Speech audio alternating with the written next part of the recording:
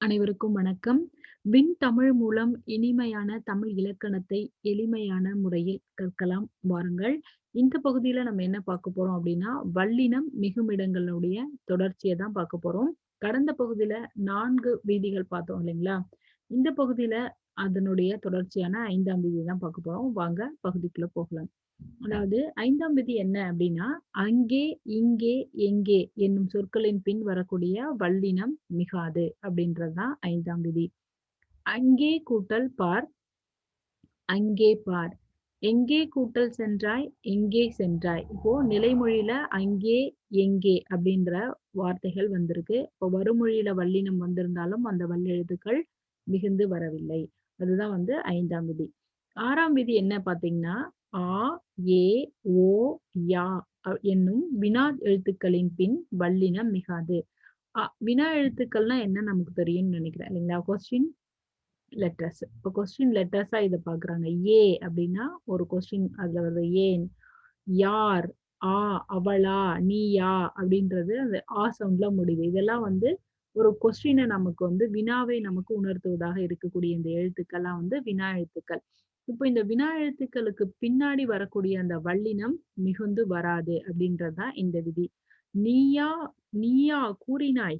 இப்போ ஏதோ ஒண்ணு சொன்னா, நீயா சொன்ன அப்படின்றது நம்ம டவுட்ஃபுல்லா கேட்கிறோம் இல்லைங்களா?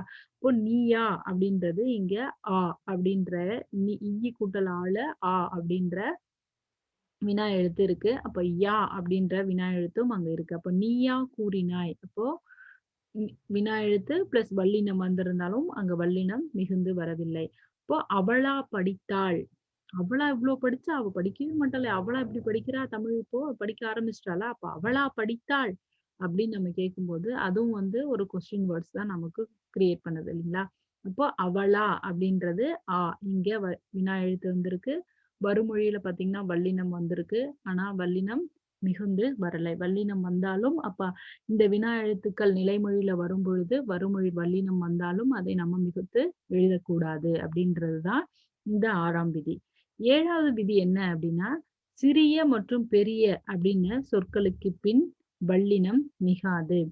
சிறிய, பெரிய அப்படின்ற சொற்கள் நிலைமொழியில் வரும்பொழுது, வறுமொழி முதல்ல வல்லினம் வந்தாலும் அதை நம்ம மிகுத்து எழுதக்கூடாது.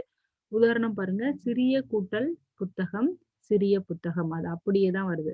பெரிய கூட்டல் புத்தகம், பெரிய புத்தகம் அல்லது பெரிய கூட்டல் கடை, பெரிய கடை அப்படின்னு நம்ம எழுதலாம். இப்படி எந்த வல்லெழுத்துக்கள் அந்த கசட தபறையில அந்த 6ல எந்த வல்லெழுத்து வந்தாலும் வறுமொழியில அதை நம்ம மிகுத்து எழுதக்கூடாது. 8வது விதி என்ன அப்படின்னா, 2ஆம் வேற்றுமை தொகை மறைந்து வரும்பொழுது வல்லினம் மிகாது. 2ஆம் வேற்றுமைனா என்னன்னு நமக்கு தெரியும். நம்ம 2ஆம் வேற்றுமை வல்லினம் மிகும் இடங்கள்ல 2ஆம் வேற்றுமையை பத்தி பார்த்திருக்கோம் இல்லைங்களா? 2ஆம் வேற்றுமை என்ன? ஐ என்ற உருபு வந்ததுன்னா, அது 2ஆம் வேற்றுமை. நிலைமொழியில ஐ அப்படின்ற உருபு வந்தா 2ஆம் வேற்றுமைன்னு சொல்லுவோம். இப்போ இதுல பார்த்தீங்கன்னா, 2ஆம் வேற்றுமை உருபு எப்படி வரும்னா, மறைந்து வருது நிலைமொழியில. தமிழ் கூட்டல் கற்றான், தமிழ் கற்றான். தமிழ் கற்றானோ அது என்ன மீனிங் தருது? தமிழை கற்றான் அப்படின்ற மீனிங் தான் நமக்கு கொடுக்குது. இருந்தாலும் அந்த 2ஆம் வேற்றுமை உருபு இங்க என்ன பண்ணல அப்படின்னா, வெளிப்படையா வராம மறைந்து வந்திருக்கு. தமிழ் கூட்டல் கற்றான், தமிழ் கற்றான் அப்படின்னும்போது நமக்கு அங்க வல்லினம் மிகுந்து வராது. இதுவே 2ஆம் வேற்றுமை உருவு வெளிப்படையா தமிழை கூட்டல் கற்றான் அப்படின்னா, தமிழை கற்றான். அங்க கண்டிப்பா வல்லினம் மிகுத்து நம்ம எழுதுவோம் இல்லைங்களா? இதுல எழுதக்கூடாது. அடுத்து பாருங்க, நீர் கூட்டல் குடித்தான். நீர் குடித்தான். வல்லினம் மிகுத்து எழுதக் கூடாது. ஓகேங்களா? நீர் குடித்தான். இது மாரி நம்ம எழுதக்கூடாது. அதுக்கு தான் நான் இங்க உதாரணம் போட்டிருக்கோம். இப்ப நீரை குடித்தான் அப்படின்னு எழுதுனா கரெக்ட்டு. இது பிழையானது. நீர் குடித்தான் அப்படின்னு நம்ம இங்க இக்கு மிகுத்து எழுதக்கூடாது. ஓகேங்களா? 2ஆம் வேற்றுமை தொகை மறைந்து வரும்பொழுது வல்லினம் மிகுந்து வராது. இந்த 4 விதியும் உங்களுக்கு புரிஞ்சிருக்கும்னு நினைக்கிறேன். மீண்டும் அடுத்த பகுதியில் உங்கள் அனைவரையும் சந்திக்கின்றேன். நன்றி, வணக்கம்.